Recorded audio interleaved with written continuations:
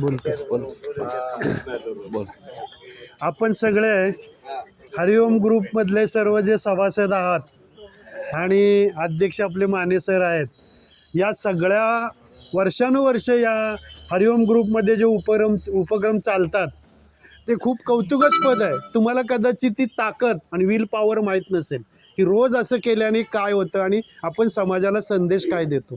तर ज्येष्ठ नागरिकांनी आपण स्वतःच्या तब्येतीकडे चांगल्या पद्धतीने लक्ष द्यावं, हा त्यातला बेस आहे. माझे मित्र हे सगळे रात्री साहित्य संमेलनाला आले होते. मी सतत 8 दिवस तिथं जातोय, बघतोय, रात्री फिरायला जातोय की काय कुणाची गैरसोय आहे का. एक सामान्य सातारचा नागरिक म्हणून मी जात असतो. तसं हे चौघजण तिथे बाहेर गेटच्या बाहेरच होते. म्हटलं सर आम्ही अचानक म्हणजे आम्ही ऑनलाईन सगळं केलं पण आमची इथं राहायची सोय नाही आणि हॉटेल कुठे त्यांना ऑनलाईन मिळालं तर कोंडव्याच्या पुढचं हॉटेल पतिमपूर का काय तिकडं.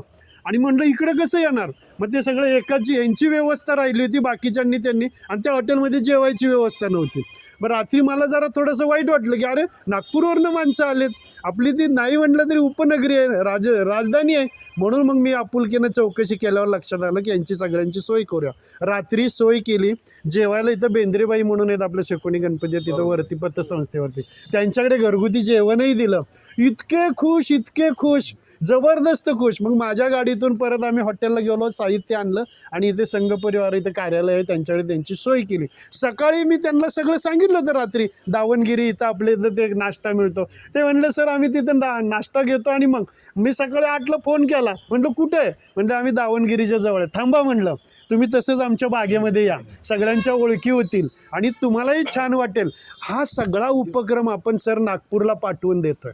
त्यांनी त्या ठिकाणी त्यांच्या कुवतीप्रमाणे आवडीनं ज्येष्ठ नागरिकांना एकत्र करतील आणि हीच परंपरा तिकडे चालवतील. आता ह्या सगळ्यांच्या दिग्गज मंडळींचा काही साहित्यिक आहेत, हे स्वतः पुस्तक लिहितात, हे प्राध्यापक आहेत, आत्ता सध्या हे सुद्धा प्राध्यापक आहेत, हे सेवानिवृत्त मुख्याध्यापक आहेत माझ्यासारखे, हे सगळे शिक्षण क्षेत्रातले आणि हे प्रिन्सिपल आहेत सेवानिवृत्त, ही सगळी दिग्गज मंडळी आहेत. पण साताऱ्यात आल्यानंतर त्यांना एक आपुलकीचं नातं निर्माण. सर म्हणलं असं कुठं पाहिलं नाही आम्ही. तिथं म्हटलं नाही सोय झाली तर माझ्या घरी, तुम्हाला तर माहिती आहे आपला हॉल किती मोठा आहे. रात्री असं घरी चला म्हणणार आहे, इतकं जवळीक साधली.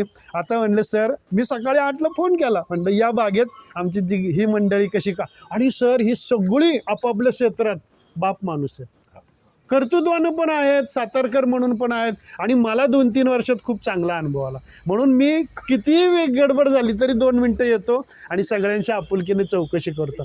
तर आपण आलात, आमच्या सातारकरांचा काही कळना आपुलकीचा आणि आरोग्याच्या दृष्टीनं मेवा घेऊन चाललाय तुम्ही तिथेही अशा पद्धतीने. आणि आमची मंडळी कधीतरी आपलं संसद बघायला येतील किंवा तिथेही नागपूरचं अधिवेशनाच्या निमित्ताने सगळे आमचे कोण शेतकरी, कोण वेगळ्या क्षेत्रात, कंपनीवाले, मालक, कुणी ना कुणी तरी, आणि सगळे ट्रिप काढणारी मंडळी आहेत. आपण त्यांना, मी तुमच्यासाठी सांगतो, आपली बाबा आमटेंची जी तिथं हे आहे नागपूरला आनंदवन, आपण सर आनंदवनला ट्रिप काढू जरा. ज्येष्ठ मंडळी खूप चांगलं ज्येष्ठ आणि काही काळजी नाही, हे एक धागा गुंफून आपण माणुसकी उभी केलेली आहे. आणि ही सातारची संस्कृती आहे, ही संस्कृती आहे.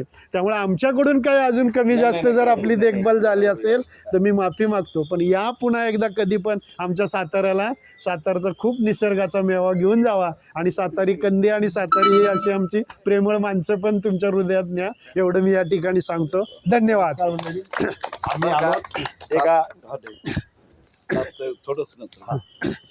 सरांनी सांगितलं सातारची संस्कृती, सातारच्या संस्कृतीचा अनुभव आपल्याला आला असेल. दुसरं एक आमच्या हरिओम ग्रुपची संस्कृती आहे की येणाऱ्या पाहुण्यांचं स्वागत आम्ही 3दा टाळ्या वाजून करत असतो. ते आम्ही पहिलं करणार, स्वागत करतो, नंतर तुम्हाला जे काय बोलायचं ते बोल. सगळ्यांना विनंती आहे की 3दा टाळ्या वाजून नागपूरकरांचं सातारी ह्याच्यात स्वागत करूया. चला, 1 2 3, 1 2 3, 1 2 3. नमस्कार मंडळी. अचानक रात्री आमचं साहित्य संमेलनाला येणं झालं आणि सरांची गाठभेट झाली आणि या माध्यमातून आज आम्ही आपल्या हरिओम ग्रुपपर्यंत आम्ही पोहोचलो. एकंदरीत आपला सहभाग सर्वांचा आणि जो एकोपा आहे आणि आपण जे व्यायामाचे प्रकार करतात ते खूप चांगलं सुदृढ आयुष्य करता खूप आवश्यक आहे. आणि जो काही प्रेम आहे, आपण खूप काही प्रेम आम्हाला दिलेलं आहे या साहित्य नगरीमध्ये. आणि